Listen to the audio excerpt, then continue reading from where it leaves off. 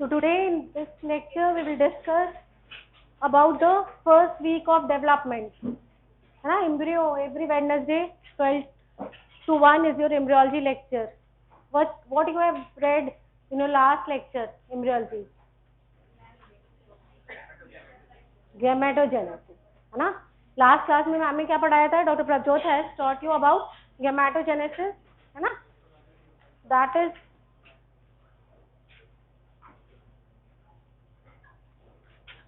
how gametes are formed.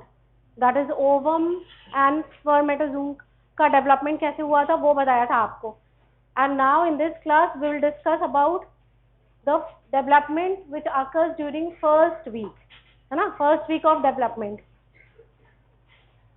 As you all know, that is the जो आपका gestational period होता है, that is the time period of pregnancy, that is 9 months. This whole period is divided into 3 different periods, है ना.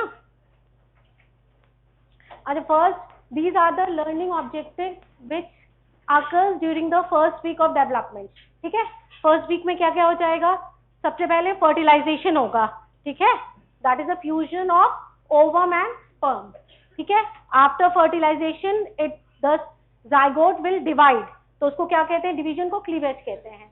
तो cleavage, then will see कि how the blastocyst is form. Blastocyst कैसे बन रहा है, एंड फाइनली इम्प्लांटेशन. ठीक है, जो बिगिनिंग ऑफ इम्प्लांटेशन होता है that start during the first week. 6 to 7 week में इम्प्लांटेशन स्टार्ट हो जाता है, वो कंटिन्यूस प्रोसेस है. ठीक है, तो टिल कि कैसे बिगिनिंग हुआ इम्प्लांटेशन का, till we will discuss in this lecture. So these are the 4 important things we are discussed. The first is fertilization, then cleavage, blastocyst formation, and beginning of implantation. So these are 4 learning objectives of our lecture. वो last आप चार उठ करके उधर चले जाओ, नहीं तो बाहर चले जाओ, है ना. यहाँ बैठे नहीं स्माइलिंग फेस.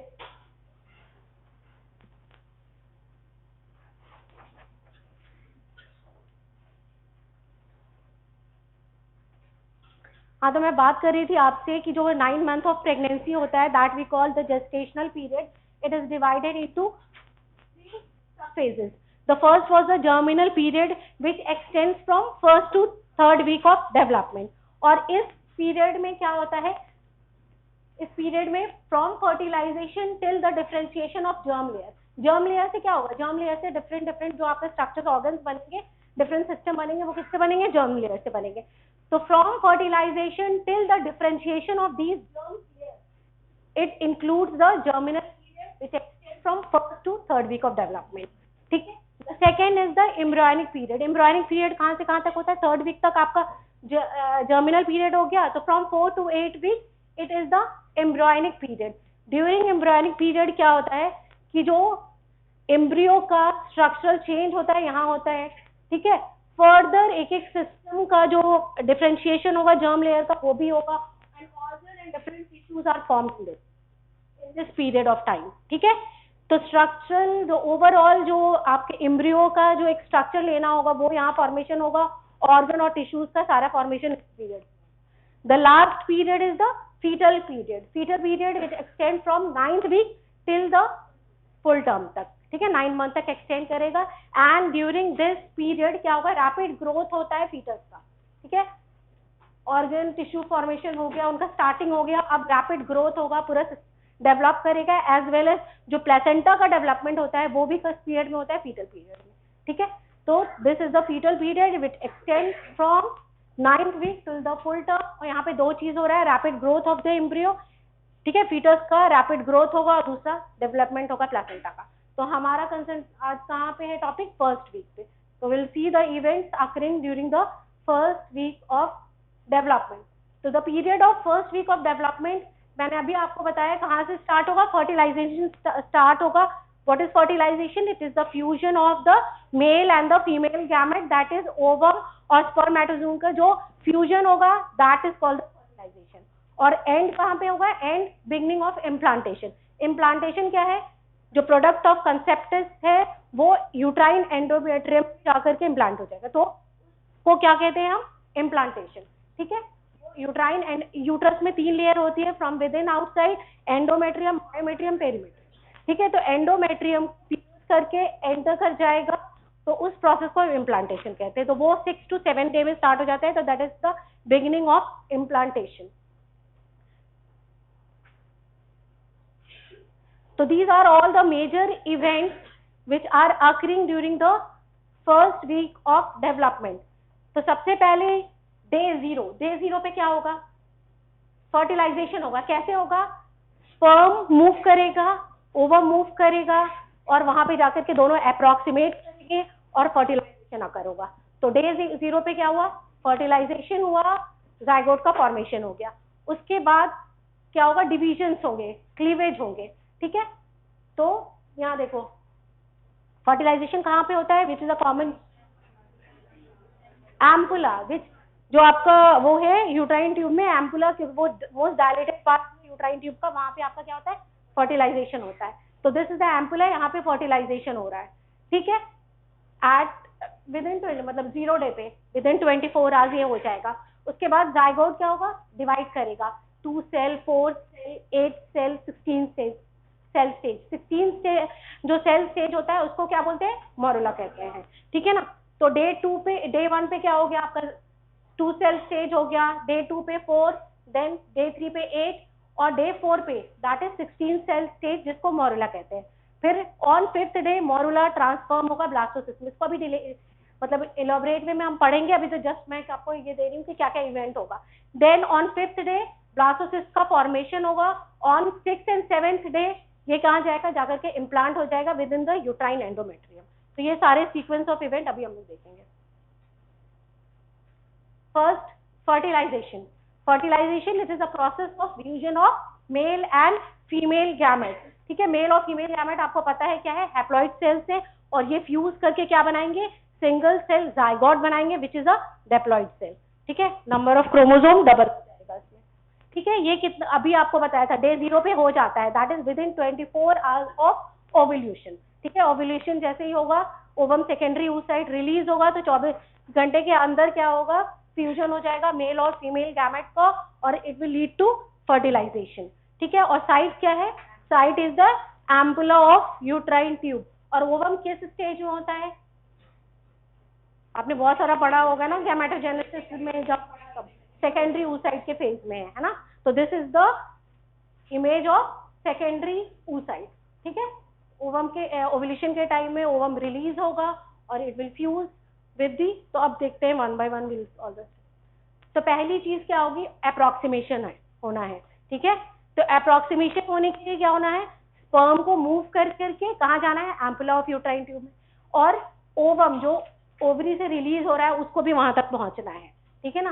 तो मूवमेंट होगा, दोनों वहां पे जाकर के मिलेगा। पहले अप्रोक्सीमेट होगा, तभी तो फ्यूजन होगा, तो फर्टिलाइजेशन होगा, ठीक है। तो अप्रोक्सीमेशन क्या इन्वॉल्व करेगा? It will involve the transport of sperm as well as ovum, कहाँ पे? एम्पुला ऑफ यूट्राइन ट्यूब में दोनों को पहुंचना है, ठीक है। At the time of sexual intercourse और द क्वाइटिस के टाइम में कितने स्पर्म रिलीज होते हैं? अप्रॉक्स कहते हैं 200 to 300 million of sperm release होते हैं, ठीक है। क्यों इतने ज्यादा रिलीज हो रहे हैं? क्योंकि जो फीमेल जेनाइटल ट्रैक्ट है वहां पे mortality rate of sperm is very high. तो जितने भी 200 to 300 million of sperm release होते हैं, उसमें सिर्फ ओनली 1% जो होता है वो आपका विजाइना में एंटर कर पाता है, और उनमें भी सिर्फ 300 to 500 will reach the ampulla of uterine tube, ठीक है। प्रोडक्शन वहां पे इजैकुलेट, तो नंबर ऑफ स्पर्म होंगे that is approx 200 to 300 million of sperm ejaculate होते हैं, but yet only 1% will enter the vagina, and उस 1% का जो रेशियो उसमें सिर्फ 300 to 500 will enter the ampulla of uterine tube, ठीक है।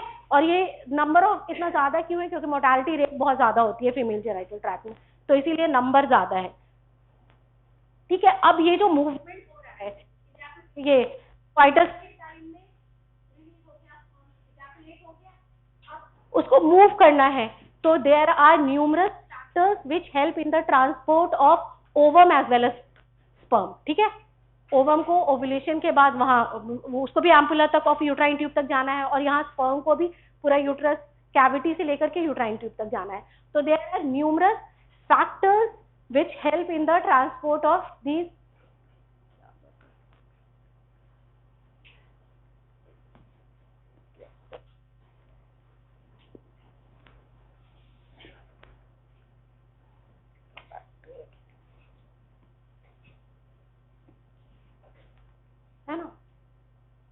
तो कोइटस के टाइम वेजाइना में आया अपना आपका स्पर्म रिलीज हुआ और यहाँ ओव्यूलेशन के टाइम में ओवम रिलीज होगा and both has to move till the ampulla of uterine tube. ठीक है, तो what are the factors which help in the transport of sperm? First factor is the liquefaction of semen. Semen में there is a product known as fibrinolysin. Fibrinolysin का काम क्या होता है? ये क्या करता है? लिक्विफाइज करता है सीमेन को. जब लिक्विफाइज करेगा तो थिकनिंग हो जाएगा, तो जिसकी वजह से एक तो पहला फैक्टर ये है. सबको समझ में आ गया? सीमेन contain फिब्रिनोलाइसिन which will liquefies the semen and help in the transport of semen from the vagina till the uterine tube. ठीक है. The second factor is the chemotaxis. अभी आपको मैंने सेकेंडरी oocyte का एक इमेज दिखाया था. सेकेंडरी oocyte जो सबसे बाहर कवरिंग होती है उसको क्या कहते हैं? उसके बाहर कोरोना रेडिएटा होता है, सेल्स ऑफ कोरोना रेडिएटा. ये जो सेल्स ऑफ कोरोना रेडिएटा होते हैं that will release a chemical. ठीक है, ये that will release a chemical और इस केमिकल की क्या कैपेसिटी होती है? It will attract the serum towards it. ठीक है, जो सेकेंडरी oocyte की सबसे बाहर की कवरिंग थी that is the cells of corona radiata. That will release a chemical. वो केमिकल क्या करेगा? अट्रैक्ट करेगा स्पर्म को टुवर्ड्स द ओवम. ठीक है, इसी को हम क्या बोलते हैं? कीमोटैक्सिस. तो मूवमेंट होगा स्पर्म का टुवर्ड्स द ओवम. तो this is a factor. Third factor क्या पूरा आवाज अच्छा यहाँ से प्रोस्टाग्लैंडिन. सीमेन में there is presence of prostaglandin. Prostaglandin क्या करता है? Prostaglandin will stimulate the muscle of the uterus. तो कंट्रैक्शन होगा. कंट्रैक्शन की वजह से भी क्या होता है? मूवमेंट होता है. ठीक है, उसके अलावा जैसे ही सेक्सुअल इंटरकोर्स होता है तो जो पोस्टीरियर पिट्यूटरी है वो स्टिमुलेट होगा तो ऑक्सीटोसिन को रिलीज करेगा और ऑक्सीटोसिन के रिलीज से भी क्या होता है? It will in the contraction of uterine muscle. तो यूट्राइन मसल के कॉन्ट्रैक्शन कितनी वजह से हो रहा है? It was due to two factors. ठीक है, it was occurring due to two factors. First, जो सीमेन में प्रोस्टाग्लैंडिन है वो रिलीज होगा तो जिसकी वजह से वो क्या कॉज करेगा? यूट्राइन मसल को कॉन्ट्रैक्ट करेगा. दूसरा फैक्टर है कि कोइटस के टाइम में क्या स्टिमुलेट हो जाती है तो वो ऑक्सीटोसिन रिलीज कर. ऑक्सीटोसिन का भी काम क्या है? यूट्रस की मसल को कॉन्ट्रैक्ट करेगा. तो जब रिपीटेडली यूट्राइन कॉन्ट्रैक्शन होगा तो यूट्रस में क्या होगा? एक नेगेटिव प्रेशर का डेवलपमेंट हो जाएगा. तो जो सिरिंज में एक्शन होता है ना, पुल करने का, खींचने का, सिरिंजिंग एक्शन, वही डेवलप हो जाएगा यूट्राइन कैविटी में और वो वजाइना से स्पर्म को सक करेगा. समझ में आ गया मुझे आप सबको कि ट्रांसपोर्ट ऑफ स्पर्म किस किस वजह से हुआ? From the vagina, uterus and then the uterine tube. तो these are the three factors which help in the transport of sperm. First, liquefaction of semen which occur due to the presence of fibrinolysin. It will liquefy the semen and help in the movement of sperm. The second is the chemotaxis. Chemotaxis किसकी वजह से होता है? Corona radiata, the cells which is present on the secondary oocyte. It release a chemical and this chemical will attract the sperm towards itself. The third factor is the contraction of smooth muscle of uterus. तो वो दो वजह से होगा.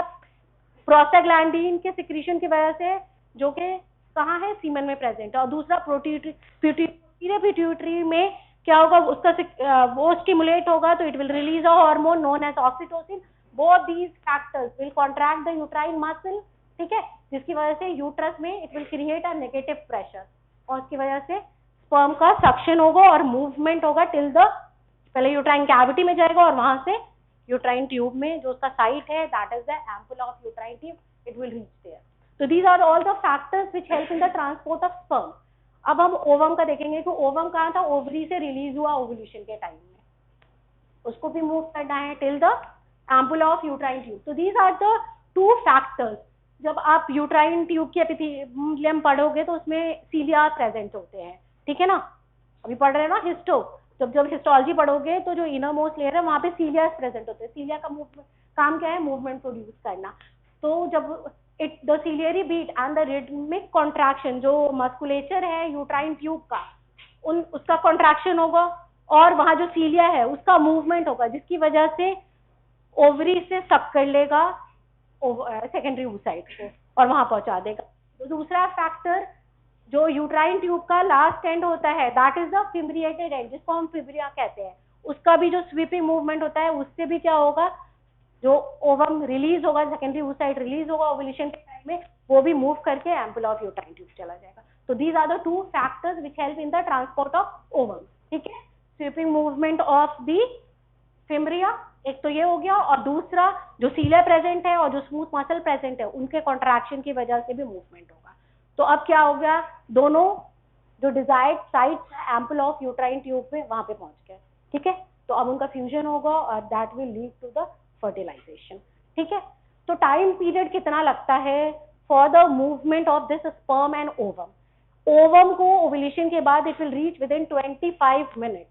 ठीक है, ovulation के 25 minutes के विद इन कहाँ पहुंच जाता है, it will reach the ampulla of uterine tube. और स्पर्म को मूवमेंट में 2 to 7 आवर लगता है. ठीक है, sperm will take 2 to 7 hour to move till the ampulla of uterine tube. और दोनों की लाइफ स्पैन कितनी होती है, both of them have the 24 to 48 hours दोनों की लाइफ स्पैन है, sperm as well as ovum. ठीक है, सबको समझ में आ गया हो तो. Now we will move next. अब क्या है, दोनों पहुंच गए, अप्रोक्सीमेशन साइट पे हो गए. तो अब क्या होना है कि जो स्पर्मेटोजून है, जो स्पर्म है, उसमें कुछ चेंजेस आएंगे, है ना. वो अब एक एबिलिटी डेवलप करेगा सो that it can penetrate the secondary oocyte. ठीक है, तो अब उसको अपनी तैयारी करना है so that the sperm penetrate with in the secondary oocyte. ठीक है, तो उससे पहले मैं बताती हूँ कि जो सेकेंडरी oocyte है उसकी 3 कवरिंग है. सबसे बाहर सेल ऑफ कोरोना रेडिएटा है, उसके बाद जोना पेलोसुडा है, और उसके भी अंदर जो है वेटेलाइन मेम्ब्रेन है, जो है plasma membrane of oocyte itself है. और जो ये जोना पेलोसुडा है वो किस चीज से बना हुआ है, ग्लाइकोप्रोटीन से बना हुआ है. ठीक है, तो ये 3 कवरिंग है. अब स्पर्म को ऐसे डेवलप करना है, ऐसे मैच्योर होना है कि ये इन 3 कवरिंग को पेनिट्रेट करके, है ना, अंदर जा सके. तो स्पर्म में ये चेंजेस होंगे. तो कौन से चेंजेस होंगे, there are 2 changes occur in first is known as capitation and the another step is known as acrosomation. ठीक है, दोनों साइड पे पहुंच गए हैं, अब उनको फ्यूज करना है. तो फ्यूजन से पहले, फर्टिलाइजेशन से पहले कुछ चेंजेस होंगे. कोरोना रेडिएटा सेकेंडरी oocyte अपने ऊपर कवरिंग लेकर के बैठा हुआ है, तो उसको पियर्स करना है स्पर्म को. तो स्पर्म हैज टू मैच्योर. तो क्या क्या कवरिंग है, from outside to inside with corona radiata, zona pellucida which is made of glycoprotein and the vitelline membrane that is a plasma membrane of the oocyte itself. ठीक है, तो sperm में क्या changes होंगे. अच्छा, इस डायग्राम में होप तो आप सबको समझ में आ गया होगा. सबसे बाहर जो ये सेल्स दिख रही है, this is the corona radiata. जो ये ब्लू वाला आपको एरिया दिख रहा है, जोना पेलोसुडा. उसके बाद ये पेरी वेटेलाइन स्पेस है जिसमें आपको फर्स्ट पोलर बॉडी दिख रहा है. और ये क्या हो गई, ये जो इसकी कवरिंग है ब्लैक कलर की दिख रही है, वो वेटेलाइन मेम्ब्रेन है उस साइड का. समझ में आ गया. तो दीज आर द 3 कव जिसको पियर्स करके स्पर्म को एंटर करना है. स्पर्म को क्या जाना है, 2 प्रोसेस, इसको 2 प्रोसेस से अंडरगो करना है so that it can penetrate. ठीक है, तो the first process is known as capitation, जिसमें क्या होता है, मैचुरेशन होता है स्पर्म का. आपने सबने स्पर्म का स्ट्रक्चर देखा है, हेड पे देखा है, एक एक्रोसोमल कैप होता है ना. तो उसमें चेंज होगा ग्लाइकोप्रोटीन और वहां का प्लाज्मा वो हट जाएगा, तो जिसकी वजह से कोरोना रेडिएटा के सेल को वो पेनिट्रेट करके इनसाइड जाएगा. तो these are the 2 reaction which occurs in the sperm so that it can gain the ability to pierce all the 3 barriers of the secondary oocyte, है ना. तो first will see what is capacitation. ठीक है, तो capacitation क्या है, it is the process of maturation of a sperm.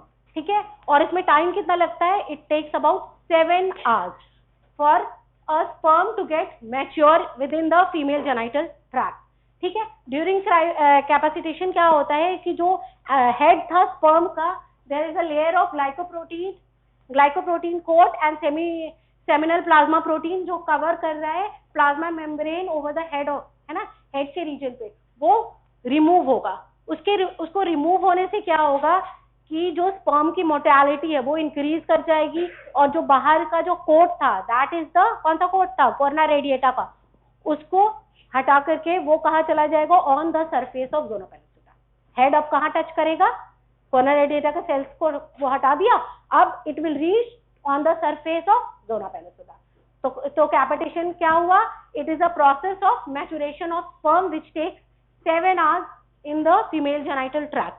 और इसमें क्या हुआ, जो एक्रोसोमल कैप पे ग्लाइकोप्रोटीन था और जो प्लाज्मा प्रोटीन था उसको क्या किया, उसको रिमूव कर दिया. उसको रिमूव करने से क्या हुआ, अब हेड की ये कैपेसिटी हो गई कि वो जितने भी कोरोना रेडिएटा का सेल थे उनको पियर्स करके, उसको पास करके, पेनिट्रेट करके on the surface of zona pellucida के सरफेस पे आ जाएंगे. ठीक है, तो ये this is the structure of a spermatozoon, जिसमें आपको ये दिख रहा है, दिस द हेड के ऊपर ये एक्रोसोमल कैप है, यहाँ पे ही चेंजेस हुआ. ठीक है, ग्लाइकोप्रोटीन हट गया और प्लाज्मा. ठीक है, तो जिसकी वजह से हेड की कैपेसिटी हो गई कि वो अब डायरेक्टली कैपेसिटेड जो स्पर्म होते हैं ना, वो डायरेक्टली किसके रिलेशन में आ जाते हैं, it will come in relation to the zona pellucida. ठीक है, ऊपर के जितने भी सेल्स दिख रहे थे आपको कोरोना रेडिएटा के, वो सारे हेड के, और जो ये कैपेसिटेटेड स्पर्म है अब वो जोना पेलुसिडा के रिलेशन में आ गया. अब उसके बाद जो दूसरा रिएक्शन हुआ उसको क्या बोल रहे हैं हम, एक्रोसोम रिएक्शन. अब जब एक्रोसोम रिएक्शन होगा तो जो बाकी के दो कोट है, what are these coat, the zona pellucida and the vitelline membrane, ये दोनों भी रिमूव हो जाएंगे और जो हेड है वो कहाँ चला जाएगा, विद इन द oocyte. ठीक है, oocyte में मूव हो जाएगा. तो वहां पे मूव करने के बाद क्या होगा, मेल और फीमेल प्रोन्यूक्लियस बनेंगे, दोनों फ्यूज करके क्या बनाएंगे, जाइगोट बनाएंगे. ठीक है, तो दिस एक्रोसोमल रिएक्शन जितने भी मैंने क्या बताया था, पूरा मूव करके 300 to 500 स्पर्म जाएंगे, बट सब कैपेसिटेट नहीं होते हैं, सब मैच्योर नहीं होते हैं. और जो मैच्योर है, only the capacitated sperm can go undergo in the acrosomal reaction, बाकी सब हट जाएंगे, रिमूव हो जाएंगे. ठीक है, वही स्पर्म जो मैच्योर होगा वही आगे रीच करेगा, बाकी सारे डिसइंटीग्रेट करके खत्म हो जाएंगे. ठीक है, तो ओनली व्हेन कैपेसिटेटेड. ठीक है, एक्रोसोम रिएक्शन कब होगा, जब कैपेसिटेटेड जो आपके स्पर्म थे, जो मैच्योर स्पर्म थे, वो जोना पेलुसिडा के रिलेशन में आएंगे. और सब आएंगे भी नहीं, जो कैपेसिटेट होगा, जो मैच्योर होगा वही एंटर करेगा, है ना. अब क्योंकि ये जोना पेलुसिडा का कवरिंग है, यहाँ पे हेड के ऊपर जो एक्रोसोमल कैप में वो थे वो सारे रिमूव हो गए, अब जोना पेलुसिडा के सरफेस पे आ गया है. जब यहाँ पे आ गया है तो it will lead to a release of enzyme from the head, from the acrosomal cap. तो वो कौन सा रिलीज करता है एंजाइम, एक्रोसिन और पेप्सिन लाइक सब्सटेंस रिलीज करता है, जिसकी टेंडेंसी होता है कि वो जोना पेलुसिडा को रिमूव कर देगा. ठीक है, वहां पे डिसइंटीग्रेट कर देगा जोना पेलुसिडा को. ठीक है, तो it will lead to the release of enzyme from the acrosomal cap such as acrosin and pepsin like substance which will disintegrate the zona pellucida and the plasma membrane around the head of the sperm. ठीक है, अब वो भी हट गया. सबसे पहले क्या हुआ, कैपेसिटेट हुआ, कैपेसिटेशन का हुआ तो उस टाइम आपका ग्लाइकोप्रोटीन और प्लाज्मा मेम्ब्रेन हटा, तो हेड किसके रिलेशन में आ गया, जोना पेलुसिडा के. अब जब ये आ गया तो अब यहाँ पे क्या हुआ, एक्रोसिन और पेप्सिन लाइक सब्सटेंस रिलीज हुआ, उसने क्या किया, जोना पेलुसिडा को डिसइंटीग्रेट कर दिया. ठीक है, इट विल. ठीक है, अब क्या होगा, जोनल रिएक्शन हो गया. जोनल रिएक्शन हो गया तो अब क्या होगा कि बाकी जितने भी स्पर्म थे एक ही अंदर जाएगा, बाकी सबके लिए हाँ इम्पर्मिएबल हो जाएगा. It will be impermeable to all the other sperms. अब क्या हुआ कि हेड का जो प्लाज्मा स्पर्म का जो प्लाज्मा मेम्ब्रेन है वो vitelline membrane which the plasma membrane of oocyte, ये दोनों एक दूसरे के रिलेशन में आ जाएगा. ठीक है, बोथ विल कम, और जहां पे ये दोनों ज्वाइन करेगा ना वहां पे एक ब्रेकेज होगा एंड और वहां पे ब्रेकेज से जो हेड ऑफ द स्पर्म होगा it will move with in the oocyte. ठीक है, तो दीज आर द 3 स्टेप्स कि कैसे पहले कॉर्ना रेडिएटा हटा, फिर जोना पेलुसिडा रिमूव हुआ and then the vitelline membrane will remove. तो the plasma membrane of sperm का हेड जो है it comes with the vitelline membrane of oocyte, और जहां पे दोनों फ्यूज करेगा वहीं पे ब्रेकेज होगा और उसी के थ्रू वो एंटर करेगा. ठीक है, allow the head of the sperm to enter into the cytoplasm of the oocyte, और बाहर क्या बच जाएगा, living behind it the discarded head. तो मूव कर जाएगा अंदर, बाहर क्या रह जाएगा, on the surface of oocyte only the tail and the body will leave left over the surface of oocyte. ठीक है, अब क्या होगा, उसके बाद एक केमिकल वेव एक्शन होगा जिसकी वजह से बाकी कोई भी और अदर को वो एंटर नहीं करने देगा. ठीक है। A chemical wave appear with in the cytoplasm of the oocyte, और जिसकी वजह से oocyte को इम्पर्मिएबल बना देगा फॉर एनी अदर स्पर्म, ठीक है। तो these are all the changes will occurring in the sperm, ठीक है। कॉर्नर क्या हुआ, oocyte की जो कवरिंग थी वो रिमूव हो गई। वो कैसे रिमूव हुई, जब स्पर्म में ये दो चेंजेस आया। कौन से दो changes, first capacitation and second is acrosome reaction. Capacitation में क्या हुआ, उसकी एबिलिटी हो गई, वो मैच्योर हो गया। तो मैच्योर हो गया तो ग्लाइकोप्रोटीन और plasma protein, seminal plasma protein को वहां से रिमूव किया, जिसकी वजह से जो सबसे बाहर वाली कोट थी दैट इज कोरोना रेडिएटा, उसको पेनिट्रेट किया। फिर एक्रोसोम रिएक्शन हुआ, जिसमें एक्रोसिन और लाइक सब्सटेंस रिलीज हुआ, जिसकी वजह से क्या हुआ, ज़ोना पेलिसिडा को वो प्रियर्स कर पाया। और अब दोनों के स्पर्म के और ओवम के प्लाज्मा मेम्ब्रेन एक दूसरे के रिलेशन में आ गए। जहां पे रिलेशन में आएंगे वहीं पे ब्रेकेज होगा। तो ब्रेकेज होगा तो head of the sperm enter कर गया, जो रेस्ट उसकी बॉडी और टेल बच गई वो उसके सरफेस पे रह गया, ठीक है। और एक केमिकल वेव रिएक्शन हुआ, जिसकी वजह से वो अदर किसी और स्पर्म को अंदर एंटर नहीं करने देगा। तो दिस इज द बेसिक। तो आप इस इमेज में यही देख रहे हो, सबसे पहले क्या हो गया कि स्पर्म रीच कर रहा है टुवर्ड्स द ओवम। उसके बाद क्या हुआ, यहाँ पे एक्रो, ठीक है, पहले कोरोना रेडिएटा को पियर्स किया, ठीक है, उसके बाद ज़ोना पेलिसिडा को रियर्स किया, तो this is the acrosomal reaction and finally the head will enter, और जो बाकी बॉडी है वो सरफेस पे रह गई। तो this is all the process. अब now the steps of fertilization.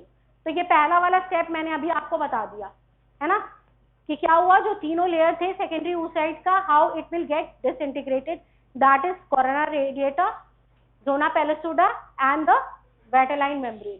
तो पेनिट्रेशन हो गया स्पर्म का into the secondary oocyte by disintegrating all these 3 layers of secondary oocyte। Now in the अब नाउ वी विल सी कि कैसे formation हुआ female pronucleus और मेल प्रोन्यूक्लियस का, और दोनों का फ्यूजन होकर के क्या बनाया, जाइगोट बनाया, which is a single cell.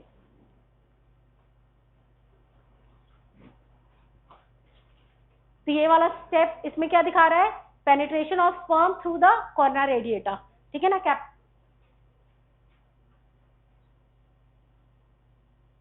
so this is the first step in which the sperm penetrates through the corona radiata and it will come over the surface of zona pellucida, ठीक है ना। ये zona pellucida के surface पे आ गया, फिर pepsin और वो रिलीज हुआ, ठीक है, फिर वो ज़ेनोपेलिसिडा को भी पियर्स करके वेटेलाइन मेम्ब्रेन, फिर जहां पे वेटेलाइन मेम्ब्रेन दोनों का फ्यूज हुआ वहां पे ब्रेकेज हो गया, हेड विल मूव इनसाइड, ठीक है। अब क्या होगा, अब फीमेल, अब वो हेड एंटर कर गया, तो अब क्या होगा, जो oocyte से उसमें चेंजेस होंगे, जो सेल है वो वेसिकुलर, जो साइटोप्लाज्म है oocyte के वो वेसिकुलर पैटर्न में अरेंज हो जाएंगे and it will lead to the formation of female pronucleus. तो यहाँ पे आपका ये फीमेल प्रोन्यूक्लियस बन गया, ठीक है। जैसे हेड, वो स्पर्म का हेड एंटर करेगा तो उसके बाद चेंजेस होंगे within the cytoplasm of the secondary oocyte, वो वेसिकुलर पैटर्न में अरेंज हो गया, दिख रहा है साइड साइड में, वेसिकुलर पैटर्न में अरेंज हो गया and it will lead to the formation of female pronucleus, ठीक है। अब फीमेल प्रोन्यूक्लियस का हुआ तो क्या हुआ, कौन से फेज में था ये, नहीं डिवीजन में, सेकेंड मियोटिक डिवीजन में था, है ना। वो तो याद होगा ना आपको कि प्यूबर्टी तक कहाँ, कौन से इसमें रहता है, हाँ फर्स्ट मियोटिक डिवीजन में अरेस्टेड रहता है प्रोफेज पे, है ना। उसके बाद ओव्यूलेशन के बाद वो सेकेंड मियोटिक, यहाँ पे सेकेंड मियोटिक जस्ट खत्म हुआ है ना, तो it is in the second meiotic division.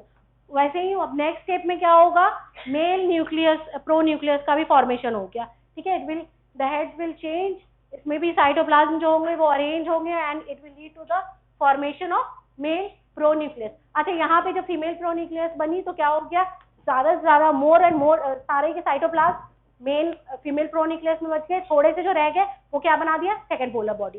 First polar body आपने पहले भी देख लिया है ना, oogenesis में वहां पे बन गया था फर्स्ट, हाँ है ना। तो वो फर्स्ट पोलर बॉडी बना, यहाँ पे जब अरेंजमेंट हो रहा था साइटोप्लाज्म का तो मोर एंड मोर साइटोप्लाज्म कहाँ चला गया, जो मेन आपका फीमेल प्रोन्यूक्लियस बना है, कुछ जो रह जाता है वो क्या बना देता है, सेकंड जो कि आपको कहाँ प्रेजेंट होगा, पेरीवेटेलाइन जो स्पेस है वहां पे चला जाएगा। तो इस इमेज में आपको दिख रहा है, दिस इज द, एक पहले से था और ये दूसरा, this is the second polar body, ठीक है, विच कंटेन ओनली थोड़ा सा साइटोप्लाज्म उसमें रह जाता है, बाकी सारा फीमेल में रह जाता है। तो यहाँ पे क्रोमोसोम कितने हैं, n नंबर है, ठीक है। अब now the sperm will convert into the male pronucleus, ठीक है। तो इसमें भी आपका वेसिकुलर पैटर्न में अरेंज होंगे, and now both these pronucleus, male and female pronucleus, अपने सेल मेम्ब्रेन लूज कर देंगे, फ्यूज कर करके क्या बना देंगे, सिंगल सेल जाइगोट, जिसमें डिप्लॉयड नंबर ऑफ क्रोमोसोम होंगे, डबल हो जाएगा। तो दिस, और उसके बाद क्या होगा, ये क्लीवेज स्पिंडल में अरेंज हो जाएंगे, क्योंकि इनको क्या करना है, अब कहाँ जाना है, अब फिर ब्रेक होगा, क्लीवेज होना है, 2, 3, 4, 6 ऐसे 8, 16 है ना। तो ये क्या हो गया, ये आपका स्पिंडल में अरेंज होंगे, ठीक है। अब यहाँ पे लॉन्गिट्यूडनल ब्रेक होगा, तो अब जो सिंगल सेल जाइगोट था वो क्या होगा, 2 सेल बनेगा, ठीक है ना। तो जब 2 सेल बनता है तो पहले क्या होता है, एक सिंगल सेल जाइगोट है, इट विल ब्रेक इनटू 2, तो ब्रेक इनटू 2 होगा तो दोनों का इक्वल साइज नहीं होता है, 1 cell is bigger than the other cell, ठीक है। और जो बिगर सेल होता है ना, वो पहले डिसइंटीग्रेट होता है, पहले, फिर वो डिवाइड करेगा 2 में, और फिर जब छोटे वाला होगा वो उसके बाद होगा। तो पहला क्या हुआ, सिंगल सेल है zygote, it will divide into 2, तो एक बड़ा होगा और एक छोटा होगा साइज में, जो बड़ा वाला होगा वो पहले डिवाइड होगा, तो अब क्या होगा, 3 सेल हो गया। अब जो छोटा वाला रह गया था वो फिर डिवाइड होगा, तो अब 4 सेल हो गया, फिर उसके बाद वो फिर सब डिवाइड होंगे, तो 8 हो गया, फिर 16 हो गया, 16 स्टेज को ही हम क्या बोलते हैं, मॉरुला कहते हैं। अच्छा, अब जो ये फर्टिलाइजेशन हुआ, in which the male and the female gamete, that ovum and the spermatocyte का फ्यूजन हुआ, तो क्या क्या रिजल्ट हुआ, क्या क्या बना। First, second meiotic division complete हो गया, ठीक है। जो सेकेंड मियोटिक डिवीजन चल रहा था वो फर्टिलाइजेशन पे क्या हो गया, एंड हो गया। सेकेंड चीज, जो हैप्लॉइड नंबर ऑफ सेल्स थे अब क्या हो गए, रिस्टोर होकर के डबल हो गए, डिप्लॉयड नंबर ऑफ क्रोमोसोम में कन्वर्ट हो गए। तो this is a second thing which happens due to fertilization. फिर determination of chromosome sex, as you all know कि फीमेल में क्या था, सिर्फ एक्स क्रोमोसोम थे, और मेल में क्या था, एक्स और वाई दोनों थे। तो यहीं पे डिटर्मिन हो जाता है कि जो फीटस है वो वेदर, जो एम्ब्रियो है वो वेदर मेल होगा या फीमेल होगा, है ना। और ठीक है, तो अगर मेल के एक्स से फ्यूज करेगी फीमेल की एक्स, तो फीमेल चाइल्ड होगा, है ना, एंड्रोजोनोस्पर्म, है ना, गायनोस्पर्म कहते हैं और एंड्रोस्पर्म कहते हैं। मेल में 2 है, X and Y sperm, female में सिर्फ एक्स है, तो 2 फीमेल में एक्स स्पर्म है, उसको क्या बोलते हैं, गायनोस्पर्म कहते हैं, और जो वाई है उसको एंड्रोस्पर्म कहेंगे। तो एक्स एक्स से फ्यूज करेगा तो फीमेल चाइल्ड होगी, एक्स वाई से फ्यूज करेगा तो मेल चाइल्ड होगा। तो थर्ड क्या हुआ इसमें result, it will determine the sex of the embryo, ठीक है। एंड लास्टली फर्टिलाइजेशन के बाद इनिशिएशन हुआ क्लीवेज का, कि अब जो सिंगल सेल था जाइगोट वो अब डिवाइड कर करके मल्टीपल सेल्स बनेगा, है ना, 2, 4 से। तो these are all the 4 things, 4 steps which occur due to fertilization. Fertilization के कंप्लीशन होने के बाद ये हुआ, सेकेंड मियोटिक डिवीजन खत्म हो गया, डिप्लॉयड नंबर फिर से रीस्टोर हो गया जो हैप्लॉयड था, और क्या हो गया, सेक्स डिटरमिन हुआ और इनिशिएशन ऑफ क्लीवेज हुआ। क्लीवेज अभी मैंने आपको बताया कि क्या होगा, क्लीवेज में रिपीटेडली माइटोटिक डिवीजन होगा, किसका, जाइगोट का, है ना। जाइगोट बार बार डिवाइड होगा within the zona pellucida to give rise to blastomere, small cells. जो जाइगोट डिवाइड होकर के छोटे छोटे सेल्स बनाएगा उसको हम क्या बोलते हैं, ब्लास्टोमियर्स कहते हैं। तो repeated mitotic division of zygote occurs within the zona pellucida and these small cells are known as blastomeres, ठीक है, इनको हम blastomeres कहते हैं। तो अभी it will occur up to कब होगा, 6 to 7th day after fertilization till implantation। और ये जो क्लीवेज होता है, ये जो एम्पुला में फर्टिलाइजेशन हो गया, अब उसको इम्प्लांट करने के लिए कहाँ जाना है, यूट्राइन कैविटी में वापस जाना है, तभी तो एंडोमेट्रियम ऑफ यूट्रस में इम्प्लांटेशन होगा, ठीक है। तो ये जो इसका क्लीवेज का साइट होगा वो एम्पुला ऑफ यूट्राइन ट्यूब से स्टार्ट होगा, और जहां तक यूट्रस ये कंसेप्टस को मूव करना है इम्प्लांट होने के लिए ना, वो पूरे पैसेज में क्या होगा, जैसे मूव करता रहेगा और वो ब्रेक होता रहेगा, क्लीवेज होता रहेगा, है ना। तो this is the site of cleavage. तो क्लीवेज में क्या होता है, रिपीटेड माइटोटिक सेगमेंटेशन होगा, जाइगोट का जो स्मॉल सेल्स बनाएंगे उसको हम क्या बोल रहे हैं, ब्लास्टोमियर्स बना रहे हैं, ठीक है। तो सबसे पहले मैंने आपको बताया 2 सेल स्टेज, है ना। ये याद रखना है कि 2 सेल में एक बड़ा सेल बना था, एक स्मॉल, पहला बड़ा वाला डिवाइड होगा और फिर देन, है ना। तो 2, 4, 8, 16, ठीक है। ये ड्यूरेशन है कि जो first 30 hour after fertilization, 40 to 45 ना भी याद रहे तो बस बेसिक आपको याद रखना है कैसे कैसे डिवाइड हो रहा है, ठीक है। 16 सेल स्टेज को हम मॉरुला कहते हैं, जो कि 4th डे पे बन जाता है ना, मॉरुला। और 5th डे पे वो क्या चीज में कन्वर्ट हो जाएगा, ब्लास्टोसिस में। अभी बताऊंगी ब्लास्टोसिस कैसे बनेगा। तो it will on 4th day it will be in the form of, और ये मॉरुला जो होता है ना, वो एक मलबरी फ्रूट जो होता है उसकी शेप की तरह रहता है, छोटे छोटे सेल्स, है ना। It will look like a mulberry fruit, ठीक है। तो this is the 16 cell stage जिसको हम मॉरुला कहते हैं।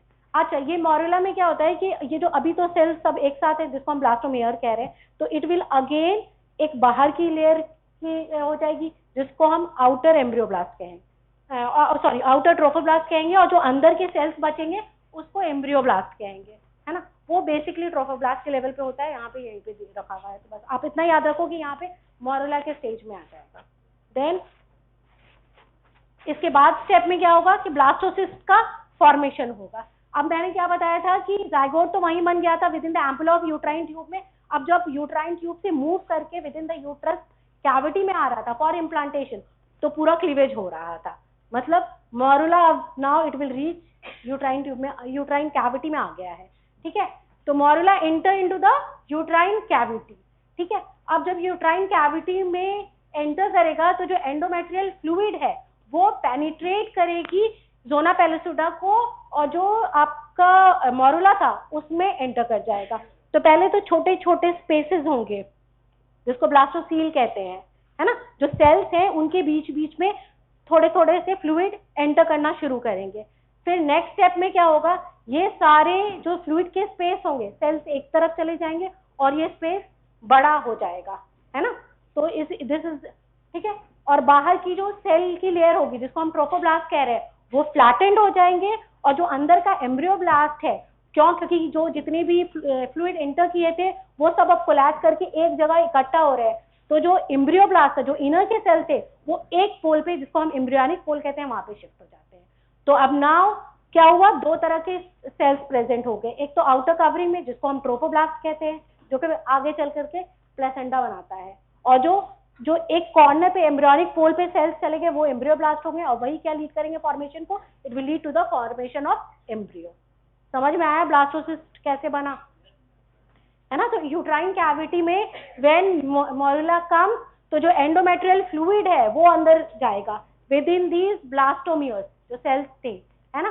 पहले तो वो अलग अलग रहेंगे, बाद में इट विल फ्यूज, सारे एक साथ कोलैप्स करके एक जगह आ जाएंगे। तो सेल को एक साथ एक जगह पे शिफ्ट कर देंगे। अब इस इमेज में देखो,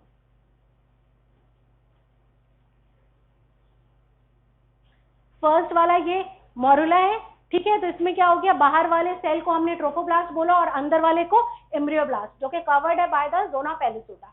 अब क्या हुआ, जब एंडोमेट्रियम में यूट्रस में आया तो एंडोमेट्रियल फ्लूइड अंदर, ठीक है, डिफ्यूज हो गया एंडोमेट्रियल फ्लूइड। तो बीच बीच में सेल्स के बीच में आपको फ्लूइड देखने लगा, ठीक है। अब क्या हो गया, all these intercellular space fuse करके एक फ्लूइड स्पेस बना दिया और सारे सेल एक साइड शिफ्ट हो गए, ठीक है। और इसी मीनवाइल जो बाहर के जो सेल थे दैट इज ट्रोफोप्लास्ट, वो क्या हो गए, वो फ्लैटेंड हो गए, है ना। और एक पोल पे सारे एम्ब्रियोब्लास्ट चले गए। तो इस पोल को हम क्या बोलते हैं, एम्ब्रियोनिक पोल कहते हैं। और ये embryoblast will lead to the formation of embryo, और जो ये बाहर की कवरिंग है trophoblast, it will lead to the formation of placenta. तो दिस इज हाउ ब्लास्टोसिस। और इस कैविटी को हम क्या बोलेंगे, इसको हम ब्लास्टोसील कहेंगे। और इस ब्लास्टोसील में जो फ्लूइड होती है उसको यूट्राइन मिल्क भी कहते हैं। क्या कहते हैं, यूट्राइन मिल्क भी कहते हैं। और ये हाईली न्यूट्रिशियस, है ना। तो ये आपको इसको न्यूट्रिशन भी प्रोवाइड करती है। तो this cavity is known as blastocoel.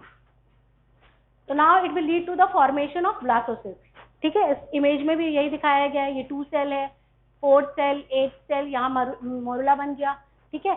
उसके बाद यहाँ पे बीच बीच में ये यूट्राइन कैविटी में एंटर कर गया, यहाँ पे फ्लूइड स्पेस आने लगे, सारे फ्लूइड स्पेस एक साथ, है ना, कोलैप्स करके एक बड़ा सा कैविटी बना दिए, जिसको हमने क्या बोला, ब्लास्टोसिस्ट कैविटी, और यही बाद में योग सैक बनाते हैं, है ना।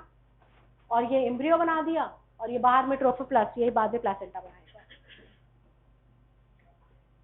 अच्छा, जो ये इनर सेल मास होते हैं ना, आपको नेक्स्ट क्लास में doctor Prabhjot will teach you, ये वाले ना फिर 2, अभी मैंने बताया था ना कि आपका 3rd वीक तक जर्म सेल का फॉर्मेशन होता है, तो पहले 2 लेयर बनता है, that is epiblast and hypoblast, वही फिर कन्वर्ट होता है एक्टोडर्म, एंडोडर्म और मेसोडर्म में, तो वो आपको नेक्स्ट क्लास में पढ़ाया जाएगा, तो वो इसी के बाद फिर कंटिन्यूएशन होगा, ठीक है। जोना पेलिसुडा का काम क्या था, जो जोना पेलिसुडा के अंदर क्या था, पहले ट्रोफोब्लास्ट था और सबसे अंदर एम्ब्रियोब्लास्ट था। ट्रोफोब्लास्ट की ये क्या होती है, उसकी ये होती है, इट विल अटैच, जहां पे भी जाए वहां चिपकने की उसकी होती है, एबिलिटी होती है, तो जोना पेलिसुडा क्या करता है, उसको प्रिवेंट करके रखता है ना, इसीलिए जोना पेलिसुडा जब उसको इम्प्लांटेशन है तभी डिसइंटीग्रेट करेगा, टिल वो उसको कवर करके उसको बचा के रखेगा, अदरवाइज अगर इम्प्लांट जगह पे होगा तो एबनॉर्मल इम्प्लांटेशन हो जाएगा, है ना, जिसमें प्लेसेंटा प्रीविया, एक्टोपिक प्रेगनेंसी, ये सारी चीजें आ जाती हैं, ठीक है। तो it will, zona pellucida is a acellular layer that will surround the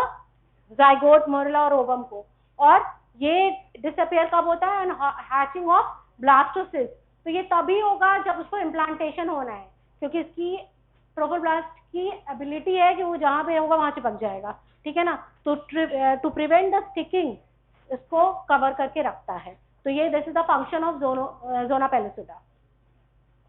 जब मूवमेंट हो रहा है तो उसको कहीं और इम्प्लांट नहीं होना, उसको प्रॉपर एंडोमेट्रियम में इम्प्लांट होना है, तो इसलिए उसको रोक करके रखता है। अब now the last topic that is the implantation, जो कब स्टार्ट होगा, ब्लास्टोसिस्ट कब बन गया, 5th डे पे ब्लास्टोसिस्ट बन गया, अब 6 और 7 डे में क्या होगा, इम्प्लांटेशन स्टार्ट होगा। तो इम्प्लांटेशन मैंने अभी आपको बताया, जो इनर मोस्ट लेयर है यूट्रस की, that is the uterine endometrium, वहां पे इम्प्लांटेशन होता है, ठीक है।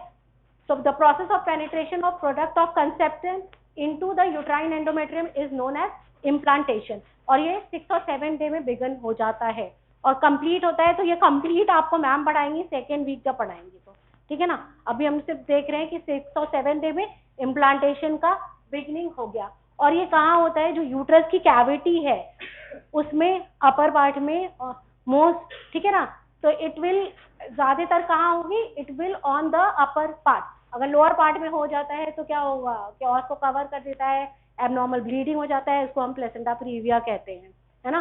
तो जो कॉमन साइट, जो नॉर्मल साइट है implantation, that is the upper part of the uterus, उसमें भी 55% चांस, अच्छा यूट्रस जब पढ़ोगे तो उसका एक एंटीरियर वॉल है, पोस्टीरियर वॉल, तो 55% में चांस है कि पोस्टीरियर वॉल में और 45% में कि एंटीरियर वॉल में होता है, but in the upper part याद रखना है, लोअर पार्ट में नहीं।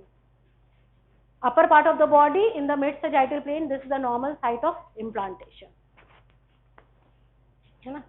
तो this is the usual site of implantation. Lower portion में होगा तो क्या होगा, cervix को cover करेगी, और जितनी और अनसे ब्लीडिंग होता है, है ना, ये अपर पार्ट में होगा। तो फर्टिलाइजेशन हो गया, ठीक है, जोना पेलिसुडा डिसअपियर हो जाता है, ठीक है, जोना पेलिसुडा डिसअपियर होगा by the diffusion of uterine fluid, है ना, डिसइंटीग्रेट कर देगा जोना पेलिसुडा का, ब्लास्टोसिस्ट हैच करके बाहर आ जाएगी, ठीक है। अब ब्लास्टोसिस्ट हैच करके आ गई बाहर, तो अभी मैंने आपको बताया ही था कि जो ट्रोफोब्लास्ट है उसकी टेंडेंसी ही है चिपकने की, अटैच करने की टुवर्ड्स द एंडोमेट्रियम। तो नाउ जब जोना पेलिसुडा रिमूव हो गया तो the trophoblast will attach to the endometrium, और एंडोमेट्रियम में रिलीज, उसके बाद अटैचमेंट से क्या होता है कि ट्रोफोब्लास्ट रिलीज करता है प्रोटियोलाइटिक एंजाइम, इस प्रोटियोलाइटिक एंजाइम की वजह से क्या हो जाता है, जो बाहर की एंडोमेट्रियम की कवरिंग है वो इरोड कर जाएगी, और इरोड करने की वजह से जो ब्लास्टोसिस्ट है वो एंटर कर जाएगा, ठीक है। इट विल एक बरा बना करके वो एंटर करेगा, वंस इट विल पूरा मूव कर जाएगा तो इट विल अगेन फिर वापस बाहर में फॉर्मेशन हो जाएंगे। तो दिस इज, है ना, फिर फिब्रिन का प्लग का ये होगा, और फाइनली जो डिटेक्ट हुआ था अंदर इम्प्लांट होने के लिए वो बाहर से फिर से फिब्रिन की प्लग से वो कवर हो जाएगी और इट विल होली इम्प्लांटेड। तो इस इमेज में भी देखो जो एम्ब्रियोनिक फोल है वहीं से एंटर करती है। तो जोना पेलोसिडा मूव कर गया, ठीक है, due to diffusion of uterine fluid. अब हैचिंग ब्लास्टोसिस्ट एंटर करेगा, तो ट्रोफोब्लास्ट अटैच किया, जहाँ पे अटैच करेगा वहाँ पे प्रोटियोलाइटिक एंजाइम रिलीज करेगा, जिसकी वजह से एंडोमेट्रियम का इरोजन हो गया। ये जो सेल दिख रही है, this is the endometrial layer. Endometrium का ये यहाँ पे से रिमूव हो गया, एंड नाउ ये एंटर कर जाएगा ब्लास्टोसिस्ट बाय फॉर्मिंग अ बुरो। अब जब पूरा एंटर कर जाएगा तो जो ऊपर की कवरिंग है वो कवर हो जाएगी by the formation of fibrin plug, ठीक है, एंड फिर तो क्लोजर हो जाएगा and it will lead to the implantation. हाँ, मैंने अभी आपको एबनॉर्मल इम्प्लांटेशन के बारे में बता रही थी, ठीक है।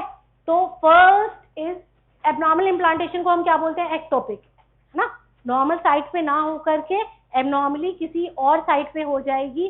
अरे जो यूट्रस में नॉर्मली होती है उसको किस टाइप का इम्प्लांटेशन कहते हैं, इंटरस्टिशियल इम्प्लांटेशन, ठीक है, क्या बोलते हैं, इंटरस्टिशियल इम्प्लांटेशन कहते हैं। तो एक्टोपिक प्रेगनेंसी में क्या होता है कि implantation occur at N unusual site, ठीक है। तो यूट्रस में भी मैंने बताया था ना कि लोअर पार्ट में होगा तो उसको हम क्या बोलेंगे, प्लेसेंटा प्रीविया कहेंगे। तो this is the first abnormal site, that is the uterus में तो हुआ बट अपर सेगमेंट में नहीं होकर के लोअर सेगमेंट हो गया। तो लोअर सेगमेंट में हो गया तो इसको हमने क्या कहा, this condition is known as placenta previa, जिसमें ब्लीडिंग की बहुत ज्यादा चांसेस बढ़ जाती है, कंप्लीट बेड रेस्ट के पेशेंट को बोलते हैं, ठीक है, अगर लोअर सेगमेंट में होगा। दूसरा कि मूवमेंट ही नहीं हुआ, ट्यूब में ही जाकर के वो इम्प्लांट हो गया, जो ट्यूब में था वहीं पे इम्प्लांट हो गया, implantation in the uterine tube, तो इसको हम क्या बोलेंगे, एक्स्ट्रा यूट्राइन इम्प्लांटेशन। और कभी कभी क्या होता है कि मूवमेंट इतना एबनॉर्मल होता है कि वो तो जाकर के ओवरी में इम्प्लांट कर जाए, या जो एब्डोमिनल में जो विसराज है that is all covered by mesentery की कवरिंग वहाँ पे, उस पे भी जाकर के इम्प्लांटेशन हो जाता है। तो these are all the sites where abnormal implantation occur, है ना, ओवरी में हो जाए या मिजेंट्री में हो जाए या तो उसी ट्यूब के अंदर ही हो जाए, या यूट्रस में तो आए बट लोअर सेगमेंट में हो जाए, तो उसको हम क्या बोलते हैं, प्लेसेंटा प्रीविया। तो these are all the abnormal sites. यहाँ पे लोअर सेगमेंट में होगा तो इसी को हम क्या बोलेंगे, प्लेसेंटा प्रीविया कहेंगे, या तो ओवरी में हो गया, या तो ट्यूब में डिफरेंट साइड पे हो जाए, या फिर जो मिजेंट्री है वहाँ पे हो जाए, एब्डोमिनल भी होती है जो। Thank you. अच्छा, एक इम्पॉर्टेंट बात, क्योंकि एम्ब्रियो बच्चे कम पढ़ते हैं बट आपके एग्जाम में वेटेज तो रहता है, तो बेटर कि एक दिन में तो कोई नहीं पढ़ पाओगे, थोड़ा थोड़ा जो वीकली पढ़ाया जाएगा, एक ही एम्ब्रियो का लेक्चर होता है ना, और एग्जाम में वाइवा में और थ्योरी में दोनों ही पूछा जाता है, ये प्रोपोर्शन बहुत कम है, हाँ, ओनली 5। एक पेपर में जैसे अगर 2 पेपर है 100 मार्क्स का, तो पेपर 1 में histo embryo only cover 5 marks, और पेपर 2 में भी ओनली कवर 5 मार्क्स, है ना, 100 में ओनली। तो इसीलिए यूजुअली स्टूडेंट नहीं पढ़ते हैं, but better knowledge of an anatomy embryo is the basic. और हिस्टो पढ़ना इसलिए जरूरी है कि जब पैथ में जाओगे तो जिसको हिस्टो नहीं पता है उसको पैथोलॉजी नहीं पता है, तो कहीं ना कहीं इसका क्लिनिकल सिग्निफिकेंस है, तो पढ़ो। और डे 1 पे नहीं पढ़ोगे, ये सोचोगे कि लास्ट पढ़ोगे, तो लास्ट तो कोई नहीं पढ़ता है। तो जो पढ़ाया जा रहा है 2-4 पेज बुक की होती है, उसको आप डेली बेसिस पढ़ोगे। Doctor Prabhjot will continue the next lecture, me and doctor Prabhjot will alternatively take your embryology lecture, है ना, 1 class she will take and 1 class I will take. तो जैसे मैम ने आपको गेमेटोजेनेसिस पढ़ाया, मैंने फर्स्ट वीक पढ़ाया, तो अब मैम आपको सेकेंड वीक पढ़ाएगी, I again teach you third week, है ना। तो होप्स हो कि आप आज का काम आज ही करो और first week of development at least आज ही पढ़ो।